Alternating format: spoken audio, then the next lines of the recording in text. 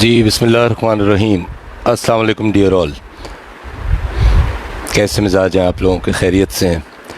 اچھا، بہت دنوں سے ایک کویسچن ہے جو کئی لوگوں نے پوچھا اور اس میں سمجھنے میں انٹرسٹڈ تھے، تو آئی تھاٹ کہ ہم کچھ اس موضوع پہ گفتگو کریں.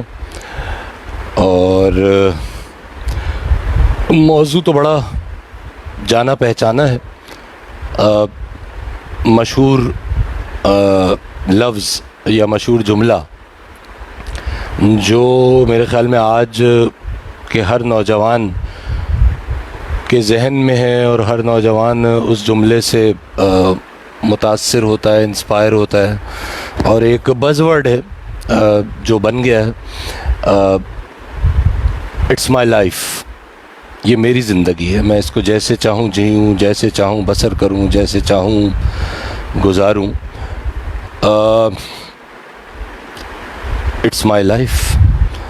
اینڈ اس کی پھر ایکسٹینشنز ہیں مختلف، یعنی یہ اس کی ایکسٹینشنز تو پھر عجیب و غریب جگہوں تک بھی پہنچی ہیں. اور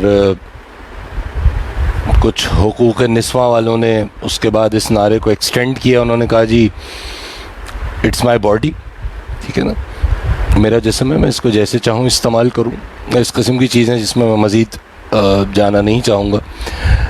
تو بہرحال I just want to know, I just want to explore this term a bit. اور کویسچن میرا یہ ہے کہ is it really my life؟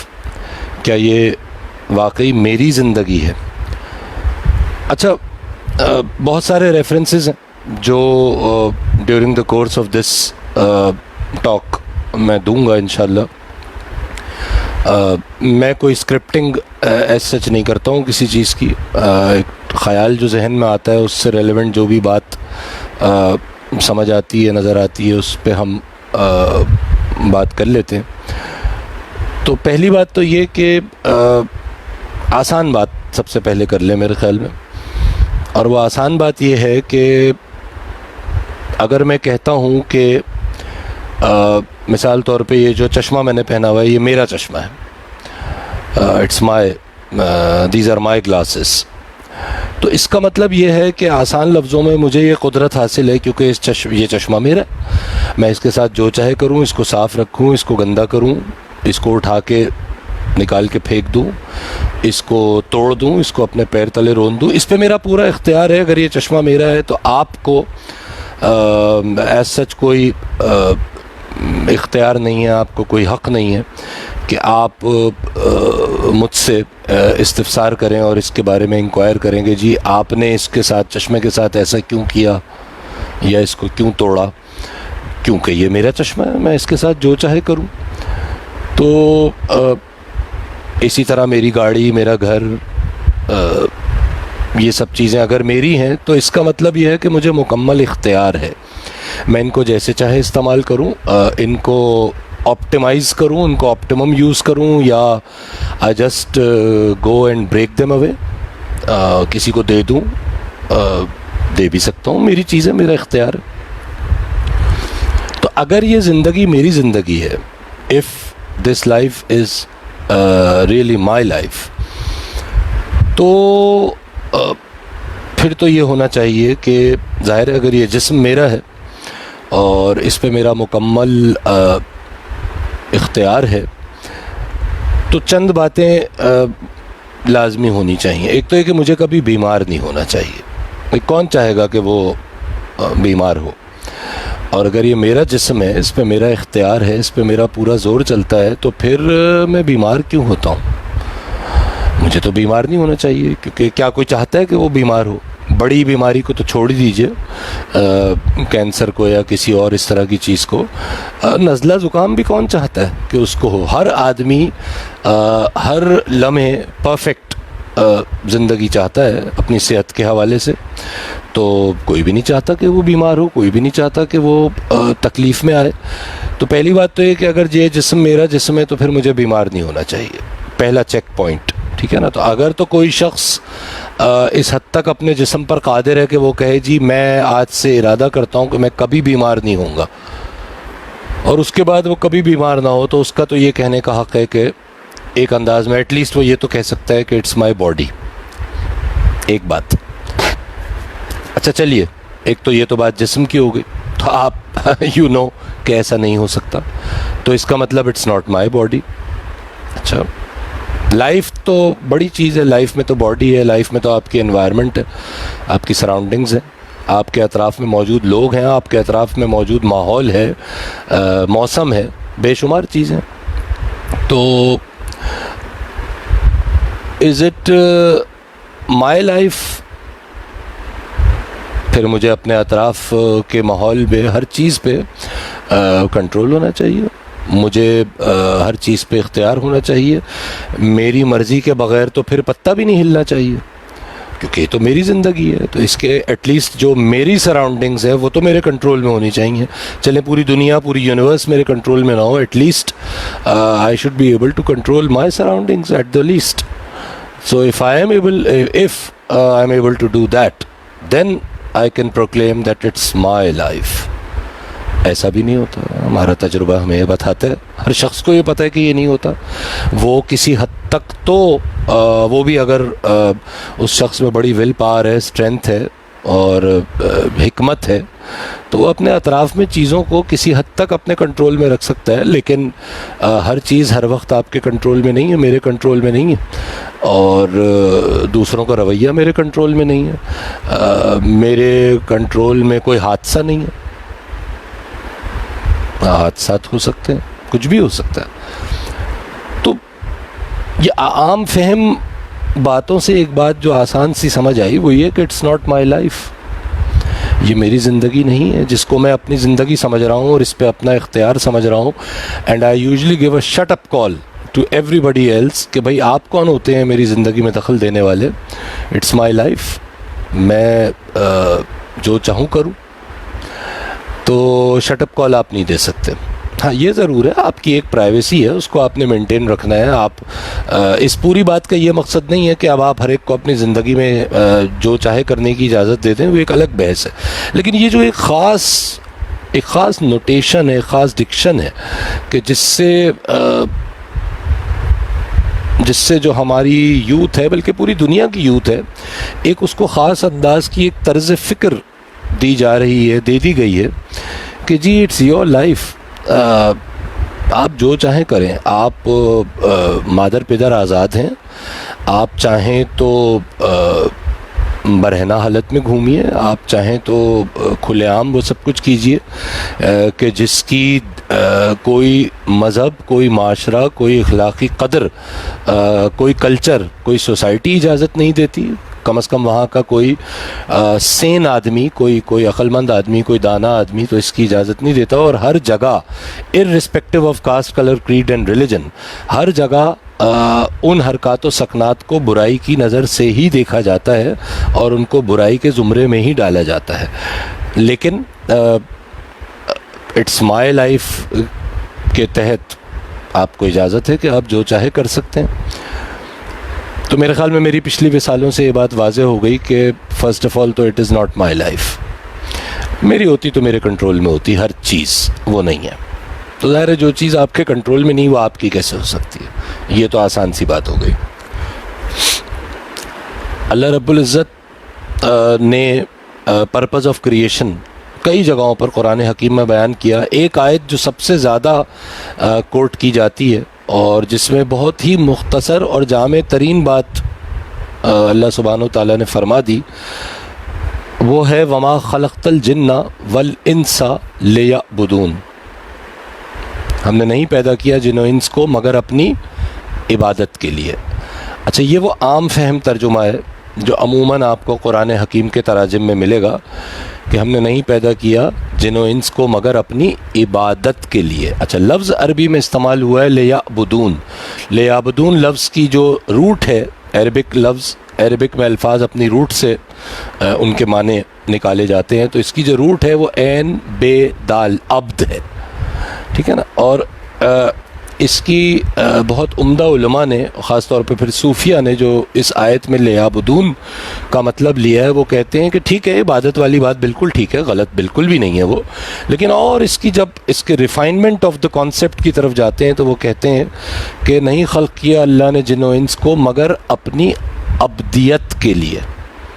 اچھا، اب عبدیت میں عبادت آ جاتی ہے۔ عبدیت از اے براڈر کانسیپٹ، کیونکہ عبادت سے تو جنرلی جو ذہن جاتا ہے وہ جاتا ہے صوم و صلات کی طرف، 5 وقت کی نماز پڑھ لی، اور کسی نے چھٹے وقت کی تہجد کی بھی پڑھ لی، اشراق پڑھ لی، چاش پڑھ لی، اوابین پڑھ لی، اور نمازیں، روزہ رکھ لیا، زکوٰۃ دے دی۔ یہ تمام عبادات ہیں اور انتہائی اہم عبادات ہیں، لیکن جنرلی جس چیز کی طرف ذہن نہیں جاتا لفظ عبادت سے، وہ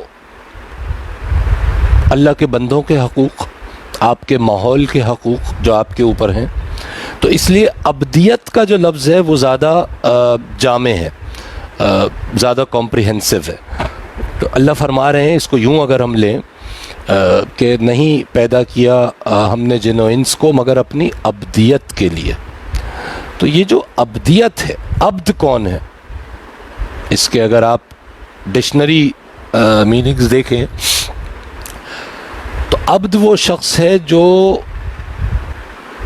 24/7 کوشش میں لگا رہتا ہے کہ اس سے کوئی ایسی حرکت، کوئی ایسی بات، کوئی ایسا عمل، کوئی ایسا انداز اس کی باڈی لینگویج سے ایسی کوئی چیز ظاہر نہ ہو کہ جو اللہ تعالیٰ کو پسند نہ ہو۔ عبد جو ہے نا وہ خشیت میں رہتا ہے۔ اچھا، قرآن میں سبحان اللہ جس کا کلام ہے ان سے زیادہ حکیم و علیم و خبیر کون ہے؟ تو قرآن میں اللہ رب العزت نے خوف کا لفظ بھی استعمال کیا اور خشیت کا لفظ بھی استعمال کیا۔ خوف کے معنوں میں ہے، ٹھیک ہے نا، ولا خوف علیہم ولا هم یحزنون، الا ان اولیاء اللہ لا خوف علیہم ولا هم یحزنون۔ کئی مقامات پر یہ خوف اور حزن کا لفظ استعمال ہوا ہے، اور کئی مقامات پر خوف کی جگہ خشیت کا لفظ استعمال ہوا ہے۔ اچھا، خوف انسین کا ہوتا ہے، لا خوف علیہم ولا هم یحزنون، الا ان اولیاء اللہ لا خوف علیہم ولا هم یحزنون۔ جو اولیاء، جو اللہ کے ولی ہیں، جو اللہ کے دوست ہیں، جنہوں نے اپنی پرائرٹی کو اللہ کی پرائرٹی کے آگے سرنڈر کیا ہوا ہے، یہ دوست کی ڈیفینیشن ہے، یہ ولی کی ڈیفینیشن ہے، ٹھیک ہے، عام فہم۔ تو یہ وہ لوگ ہیں کہ جن کو خوف نہیں ہے اور جن کو حزن نہیں ہے۔ حزن کہتے ہیں افسوس کو، رنج کو، ملال کو۔ اگر آپ غور کریں تو خوف مستقبل کا ہوتا ہے، انسین کا، چاہے وہ آنے والی چیز ہو، ظاہر وہ انسین ہے تو وہ فیوچرسٹک ہوگی، یا ایک ایسی چیز جو آپ کی نظر سے پوشیدہ ہے وہ بھی انسین ہے۔ لا خوف علیہم، ان کو خوف نہیں ہے، ولا هم یحزنون، فکر نہیں کرتے، رنج نہیں کرتے، ملال نہیں کرتے، افسوس نہیں کرتے، سورو نہیں ہوتا انہیں۔ غور کیجئے، رنج و افسوس و ملال، فکر، سورو گزری ہوئی چیز کا ہوتا ہے۔ تو اللہ فرما کیا رہے ہیں؟ اللہ کہہ رہے ہیں کہ اللہ کے بندے نہ فیوچر میں رہتے ہیں، نہ پاسٹ میں رہتے ہیں، نہ گزرے کا غم، نہ آنے والے کا خوف۔ وہ اولیاء اللہ ہیں، پریزنٹ میں رہتے ہیں، حال میں رہتے ہیں، ان کا ہر لمحہ جو ابھی وہ گزار رہے ہیں وہ اس کی فکر میں ہوتے ہیں کہ یہ ابدیت میں گزرے۔ ایسے لوگ اللہ کے یہ جو حال ہے، حال میں جو شخص ابدیت کا خواہش مند ہے، جو اللہ کے حضوری کا خواہش مند ہے، یہ تو کلیئر ہو گیا۔ اللہ نے فرما دیا لا خوف علیہم ولا هم یحزنون، نہ خوف میں آنے والے وقت کی، نہ پچھلے گزری ہوئی چیز کے حزن و ملال میں۔ تو پھر وہ کس کیفیت میں؟ وہ اللہ کی خشیت میں ہے۔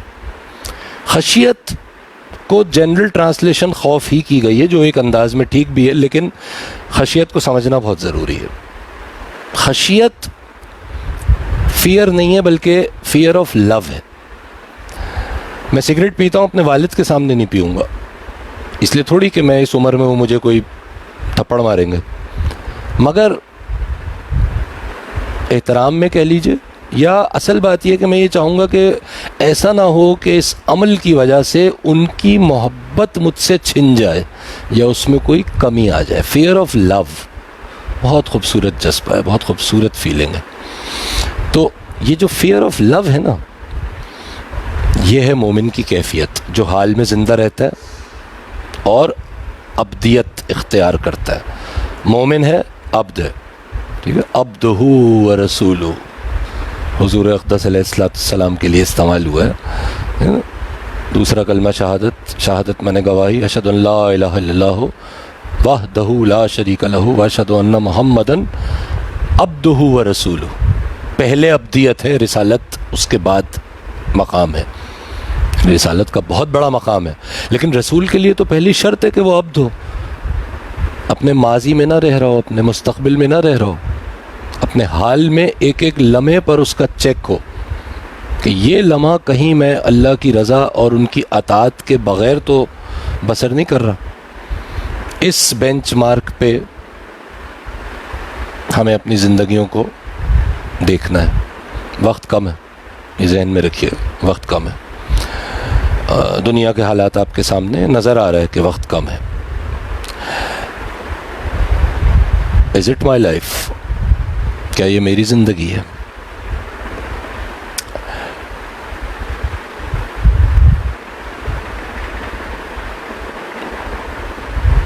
سوچ لیجئے.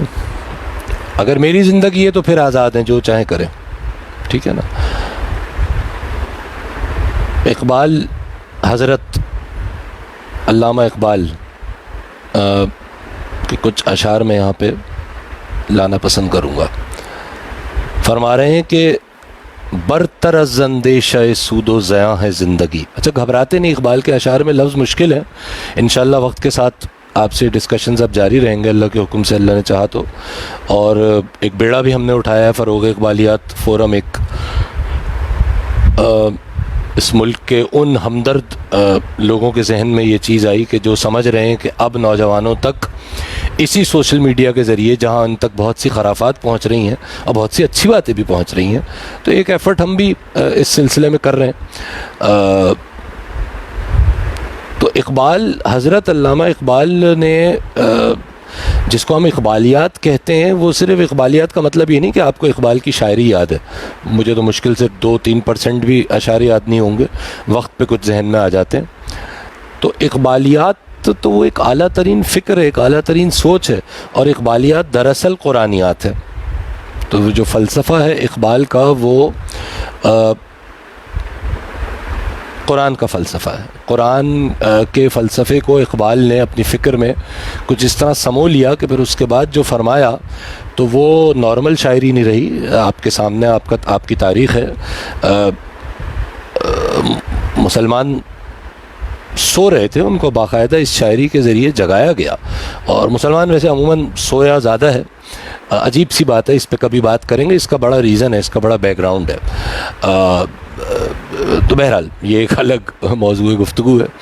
تو اٹس مائی لائف کے حوالے سے، از اٹ مائی لائف کے حوالے سے اقبال کے کچھ اشعار اس وقت میرے ذہن میں آئے.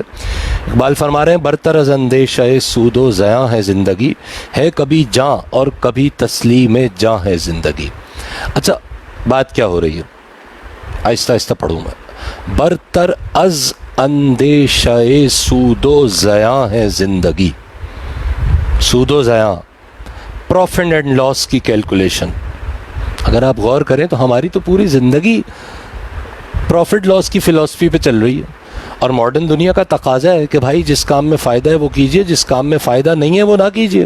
اور لاس والا کام تو بالکل ہی نہ کیجئے، اس سے تو میلوں دور رہیے. اور ایک نارمل زندگی کی میرے یہ بات اپلیکیبل ہے، ٹھیک ہے، فائن. لیکن پوری زندگی کو پروفٹ اینڈ لاس کی کیلکولیشن سے 24 گھنٹے دیکھتے رہنا، اگر آپ غور کریں تو ہمارا لوگوں سے ملنا جلنا، یعنی ہم نے انسانوں کو اشیاء سمجھ لیا. چیز ہوتی ہے نا، چیز، تو آپ وہ چیز خریدتے ہیں جو آپ کے فائدے کی ہو، جس کی آپ کو ضرورت ہو. اور چیز جب تک آپ کو فائدہ پہنچا رہی ہے آپ کے لیے کارآمد ہے. اگر جس دن وہ چیز آپ کے لیے فائدہ مند نہیں رہی وہ آپ کے لیے بیکار ہو جاتی ہے. آپ اس کو سائڈ میں رکھ دیتے ہیں یا کسی کو دے دیتے ہیں یا جو چاہیں آپ اس کے ساتھ کریں. انسان چیز نہیں ہے. تو اگر ہم انسانوں کو بھی اسی بینچ مارک پہ تولیں گے, زندگی کو اس بینچ مارک پہ تولیں گے, زندگی میں تو ہر لمحے جو اللہ رب العزت کی طرف سے آ رہا ہے وہ میرے لیے بہترین ہے اور میرے لیے ایک عطا ہے. ایک سمپل بات ذہن میں ہمیں رکھنی پڑے گی, وہ یہ کہ اللہ کی طرف سے میرے لیے صرف خیر آتی ہے, شر نہیں آ سکتا. اس خیر وہ دیٹ خیر کین بی ان ڈسگائز, ٹھیک ہے نا. مجھے میں مثال کے طور پہ بزدل ہوں تو مجھے کچھ کسی ایسے ماحول میں ڈال دیا جائے گا کہ جہاں مجھے لامحالہ بہادری کرنی پڑے, بائی ہک اور بائی کروک مجھے بہادر ہونا پڑے ورنہ میرا سروائیول ہی نہیں ہے. تو شروع میں تو مجھے بہت تکلیف ہوگی لیکن تھوڑے دنوں بعد, تھوڑے وقت کے بعد مجھے عادت ہو جائے گی. اور بیسکلی وہ جو شروع کے وقت جو مجھے برا لگ رہا تھا, یا یوں کہہ لیں گے جس میں اپنے کمفرٹ زون سے باہر آ گیا تھا, and I was feeling very uncomfortable کہ یار یہ کیا ہوا میرے ساتھ, یہ تو بڑا کوئی میرے ساتھ قدرت نے ناانصافی کی, ظلم کیا, میں تو اس سچویشن میں کیسے زندہ رہوں گا, کیسے سروائیو کروں گا. آپ کے اندر ہی پوٹینشیل ہے سروائیول کا, آپ سروائیو بھی کر جاتے ہیں. اور اس سروائیول کے ساتھ یہ جو عطا ہوئی اللہ کی طرف سے, جو شروع میں تو بہت بری لگی, قرآن کی آیت ہے کہ جو چیز جو تمہیں بہت بری لگ رہی ہے ہو سکتا ہے تمہارے لیے بہت بہتر ہو, اور جو تمہیں بہت بہتر لگ رہی ہے ہو سکتا ہے تمہارے لیے بہت بری ہو. قرآن کی آیت ہے. تو برتر از اندیشہ سود و زیاں ہے زندگی. سود و زیاں سے باہر آ جانا ہے. یہ جو سود اور زیاں میں کیلکولیشن ہے نا زندگی کی, profit and loss, profit and loss سے برتر ہے زندگی. زندگی کو اگر سمجھنا ہے, اس کو ویو کرنا ہے, تو اس 2+2 4 کی کیلکولیشن سے اوپر جانا ہوگا. اوور آل کمپریہنسولی اگر زندگی کو سمجھنا ہے کیا ہے, تو برتر از اندیشہ سود و زیاں ہے زندگی. اور اگلے مصرے میں کیا کہہ دیا ہے, کبھی جان کی حفاظت زندگی ہے زیادہ تر, اور کبھی تسلیم جاں ہے زندگی, کبھی جان کو قربان دے دینا زندگی ہے. شہادت امام حسین علیہ السلام سے بڑی اس کی مثال شاید نہیں ہو سکتی. جان دے دی, بڑے آرام سے بچائی جا سکتی تھی. یہ ہمارا موضوع نہیں ہے, لیکن ہے کبھی جاں اور کبھی تسلیم جاں ہے زندگی. For the greater good, for the greater cause.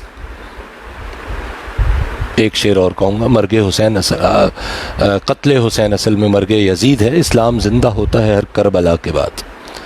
تو آج اگر اسلام جس شیپ اینڈ فارم میں زندہ ہے تو حضرت امام حسین عالی مقام امام کی قربانی کی وجہ سے, ورنہ اسلام اسی وقت سازش ہو گئی تھی کہ اسلام کا کو تہ و بالا کر دیا جائے گا. امام حسین اگر یزید جیسے شخص کے سامنے جھک جاتے تو یزیدیت قیامت تک غالب آ جاتی. تو ہے کبھی جاں اور کبھی تسلیم جاں ہے زندگی. پروفٹ اینڈ لاس کی کیلکولیشن نہیں کی امام حسین علیہ السلام نے. آج 9 محرم ہے, اس لیے یہ انیڈورٹنٹلی یہ بات تو ذہن میں آنی چاہیے ہر شخص کے. It's not my life. اپنی زندگی ہوتی تو بچا جاتا ہے. وہ زندگی تو امانت تھی کسی کی, بہت بڑے مقصد کی. آگے اقبال کہہ رہے ہیں کہ تو اسے پیمانۂ امروز و فردا سے نہ ناپ, تو اسے پیمانۂ امروز و فردا سے نہ ناپ, جاوداں پہ ہم دواں ہر دم رواں ہے زندگی, ہر دم جواں ہے زندگی. پیمانہ امروز و فردا, فارسی مجھے بھی اتنی نہیں آتی, تھوڑی تھوڑی پتہ ہے. تو اسے پیمانہ امروز و فردا سے نہ ناپ. امروز و فردا صبح ہونا شام ہونا, صبح ہوتی ہے شام ہوتی ہے, یوں ہی زندگی تمام ہوتی ہے. دنیا میں دیکھ لیجئے 99.9% لوگوں کی زندگی یہی ہے, گھڑی سے چل رہی ہے, صبح ہوتی ہے شام ہوتی ہے, پھر صبح ہوتی ہے پھر شام ہوتی ہے. Days are passing by. دن مہینے سال ڈیکیڈز گزرتے جا رہے ہیں. کل کی بات لگتی ہے, میں اپنی بات کروں گا تو کل کی بات لگتی ہے 20 سال کا تھا, یونیورسٹی میں تھا, آج 53 ایئرس کا ہونے والا ہوں. کل کی بات لگتی ہے. تو اسے پیمانہ ہے امروز و فردا سے نہ ناپ. یہ صبح شام کے آنے جانے کی کیلکولیشن سے زندگی کو نہ ناپ. زندگی ہے کیا؟ اگلے مصرے میں کیا کہا؟ جاویداں. جاویداں مطلب لافانی, امورٹل. پہ ہم دواں, جاری و ساری, کنٹینیوس, ان موشن. ٹھیک ہے, مومن کی تو ڈیفینیشن ہے اس کا آنے والا لمحہ اس کے گزرے ہوئے لمحے سے بہتر ہوتا ہے. پہ ہم دواں, ہر دم جواں ہے زندگی.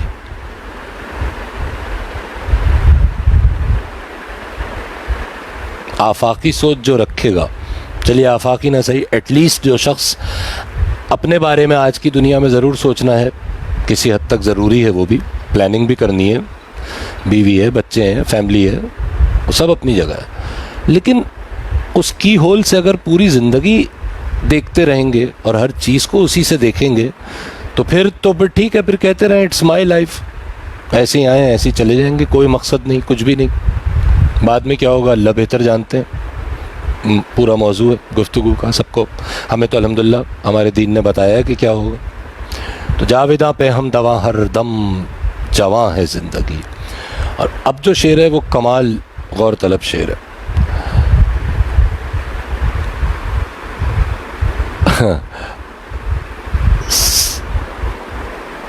جاویداں پہ ہم دواں, ہر دم جواں ہے زندگی.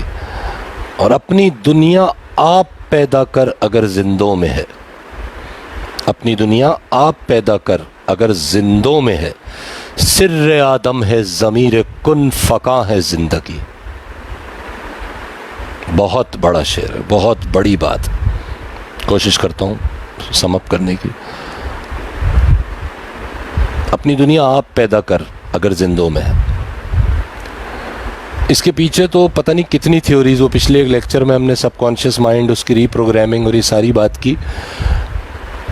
جو مومن ہے, جو عبد ہے, جو اللہ کا بندہ ہے, جس کی پرائرٹی, جس نے اپنی پرائرٹی کو اللہ کی پرائرٹی کے آگے سرنڈر کر دیا, اللہ کے احکام کے آگے سرنڈر کر دیا, سنت نبوی علیہ الصلاۃ والسلام کے آگے سرنڈر کر دیا,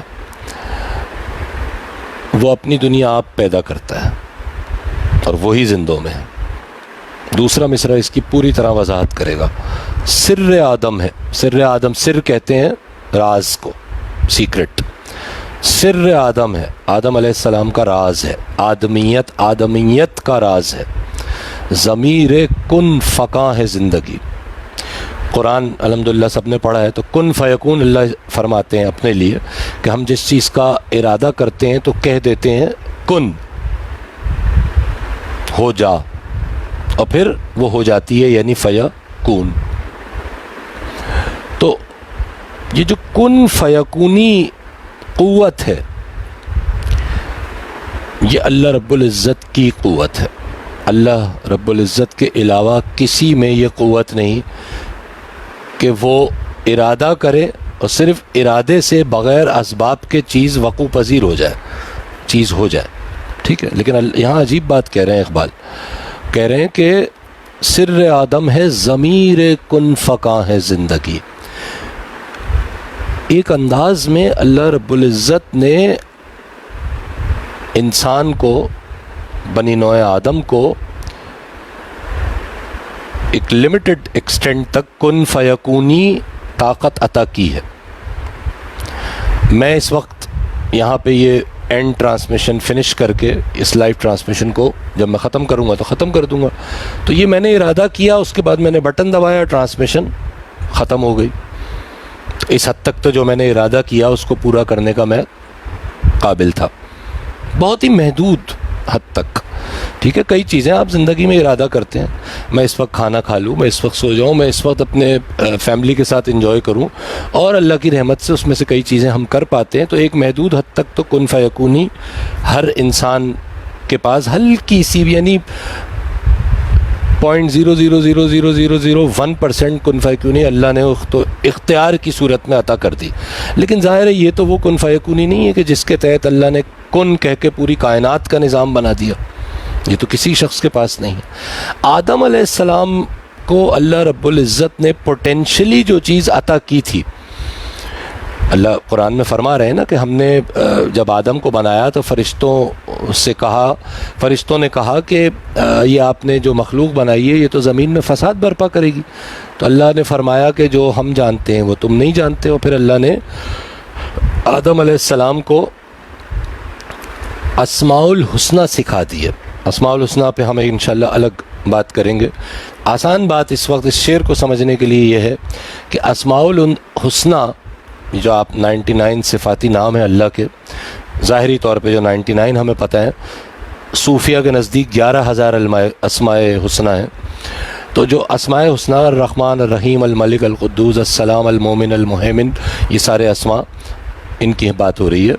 تو یہ جو اسماء الحسنی ہیں یہ کریٹو فارمولاز ہیں. صوفیہ کرام نے خاص طور پہ حضرت شیخ ابن عربی نے ان کی بڑی تفصیل بیان کی ہے، اور یہ کریٹو فارمولاز ہیں. اور یہ کریٹو فارمولا حضرت آدم علیہ السلام کو پورے کے پورے عطا کر دیے گئے تھے. یعنی پوٹینشلی انسان کے اندر کریشن کی صلاحیت رکھ دی گئی، لیکن ہر شخص کن فیکونی مقام پہ نہیں ہے. آدم علیہ السلام کو یہ سب دے دیا گیا، اور پھر سورہ 3 میں اللہ فرما رہے ہیں لقد خلقنا الانسان فی احسن تقویم، اعلیٰ ترین فارم پہ بنا دیا. یہی ہے وہ اعلیٰ ترین فارم، کن فیکونی کیفیت عطا کر دی، راز عطا کر دیا، پوٹینشلی کہیں چھپا دیا.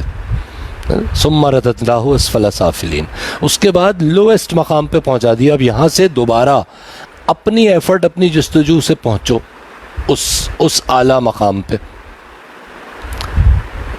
یہ ہے زندگی کا راز. سر آدم ہے، ضمیر کن فقاں ہے زندگی. ضمیر مطلب پوشیدہ ہے کن فیکونی راز اس میں، اسماء الحسنی کی صورت میں. اب اس کو ایکسپلور کرو، اس کے لیے علوم استعمال کرو، سائنس استعمال کرو، لیکن سب کچھ استعمال کرو، لیکن تزکیے کے بغیر پہنچ نہیں سکتے. صرف علم سے نہیں پہنچ سکتے. علم بغیر تزکیے کے ہلاکت ہے، حضرت علی کرم اللہ وجہ نے فرمایا. تو تزکیہ پاکیزگی، خیال کی پاکیزگی، نظر کی پاکیزگی، کان کی پاکیزگی، زبان کی پاکیزگی. میں ویسے ایک مشورہ دے دوں، گالیاں دے کے گفتگو کرنا بہت سے لوگوں کی عادت ہوتی ہے. تو اگر جوانی میں اس قسم کی چیزیں ہوتی ہیں تو کسی کو اگر اپنی پاکیزگی کا ارادہ کرنا ہے تو سب سے پہلے اپنی زبان پاک کر لے، باقی پاکیزگی کا پروسیس شروع ہو جائے. زبان کا کنٹرول بہت مشکل ہے. صرف ضروری نہیں گالیاں ہی دے رہا ہو، بد زبانی، بد اخلاقی، بےہودگی، کسی کو جو دل چاہے کہہ دیا. زبان پہ کنٹرول اس نیت سے شروع کر دیا جائے کہ مجھے پاکیزگی عطا ہو، انشاءاللہ ہوگی. باقی چیزوں میں بھی آہستہ آہستہ آہستہ کنٹرول آنا شروع ہوگا. آؤٹ پٹ تو بند کریں، ان پٹ تو پھر شروع ہوگا نا. تو کم از کم میں ماحول کو تو خراب نہ کروں نا، ٹو اسٹارٹ وتھ. ٹھیک ہے نا. لہجہ بہتر کر لیں. لہجہ الفاظ کے معنی بدل دیتا ہے. کیا کر رہے ہیں، کیا کر رہے ہیں، ایک ہی جملہ ہے، مطلب بدل گیا سننے والے کے لیے.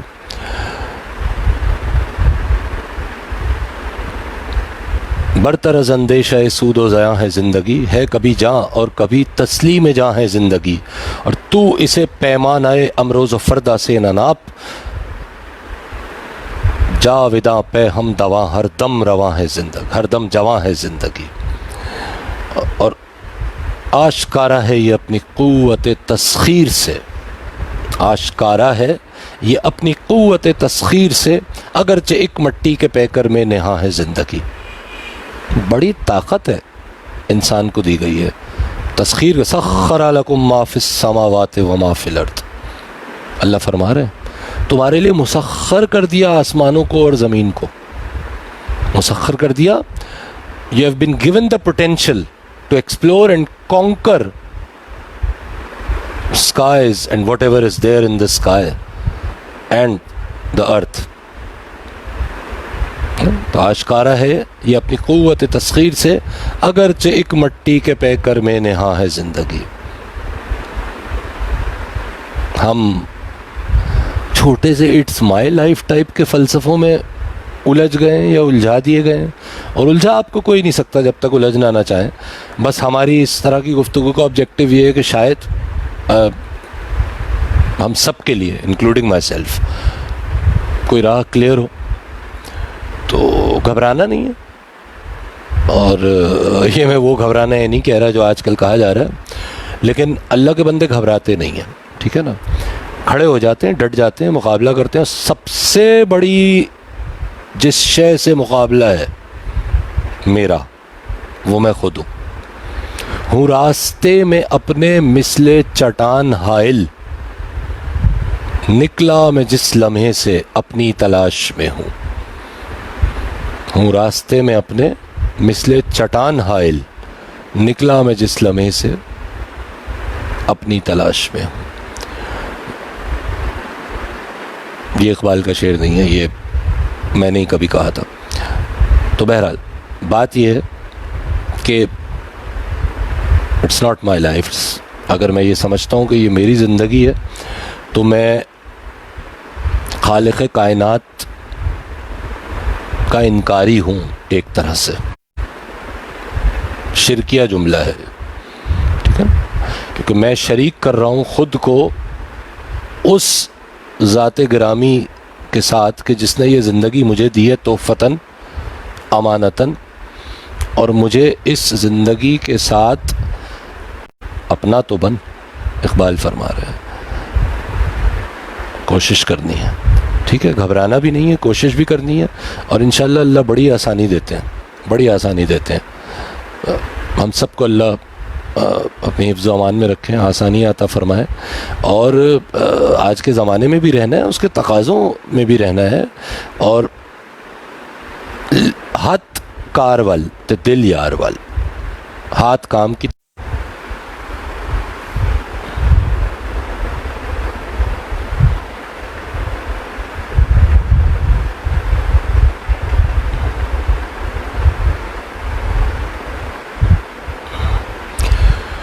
تو بسم اللہ، یہ ڈسکنیکشن ہو گئی تھی. بہرحال ہم جا ہی رہے ہیں، آپ اپنا خیال رکھیے گا، اور انشاءاللہ ملاقات ہوتی رہے گی. فی امان اللہ.